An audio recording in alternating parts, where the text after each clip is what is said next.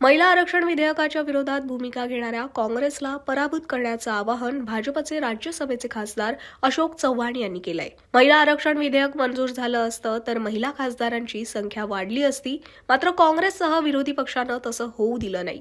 त्यामुळे आगामी जिल्हा परिषदेसह सर्वच निवडणुकीत काँग्रेस आणि विरोधकांना पराभूत करणं सर्वांचं काम आहे. ही महिलांची मोठी जबाबदारी आहे, असं अशोक चव्हाण यांनी म्हटलंय. महत्वाचे विषय जो या चर्चेला गेले थोडक्यात मी तुम्हाला सांगायचं आहे. मला महिलांकडून जोरदार प्रतिसाद पाहिजे आहे. आपलं आरक्षण होता होता राहून गेलं.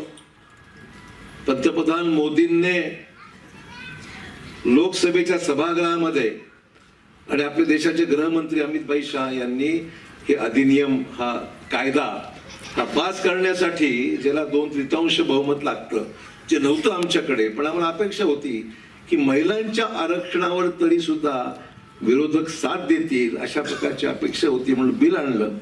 ते संसदेमध्ये पारित झालं असतं तर महिलांना वाढीव जागा मिळाल्या असत्या, आणि त्या वाढीव जागा मिळाल्या असत्या तर आपण पाहतोय की आपल्या मतदारसंघाची संख्या ही 816 जागा झाल्या असत्या, तर किमान 272 महिला खासदार आगामी काळात देशामध्ये निवडून आल्या असत्या.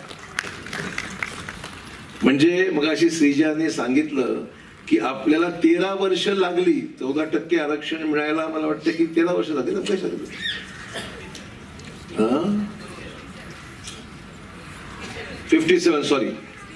67 वर्ष लागली 14% आरक्षण मिळायला. तर आता एवढ्या जागा आता झटकन मिळाल्या असत्या तर महिलांची संख्या वाढली असती.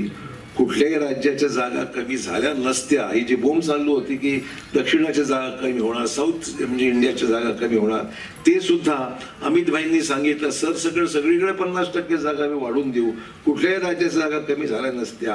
आणि मतदारांची संख्या जी 15 लाखापासून 25 लाख, एक लोकसभा 15 लाखापासून 25 लाखापर्यंत गेली होती, ते सगळीकडे समान एकंदरीत जनगणना झाल्याबरोबर पुनर्रचना करत काय झालं असतं तर सर्वांना जनगणनेनंतर आरक्षण मिळालं असतं. एवढे सोपे गोष्ट, तुम्हाला जास्त विचार करायची गरज नाही. थोडक्यात तुम्ही म्हणलं लोकांना महिला आरक्षण झालं नाही, का झालं नाही, कशामुळे झालं नाही, विरोधी पक्ष एक सांगतो, आम्ही एक सांगतो, नेमकं काय. मला वाटतं आजच्या या सगळ्या प्रेझेंटेशन मध्ये हे स्पष्ट झालेलं आहे की विरोधी पक्षाने, काँग्रेस सहित विरोधी पक्षाने हे होऊ दिलं नाही.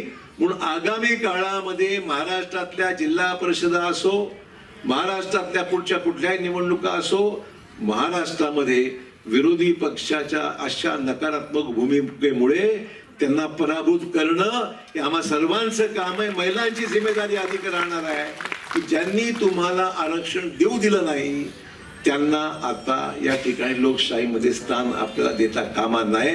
ही जिम्मेदारी तुम्ही ओळखली पाहिजे.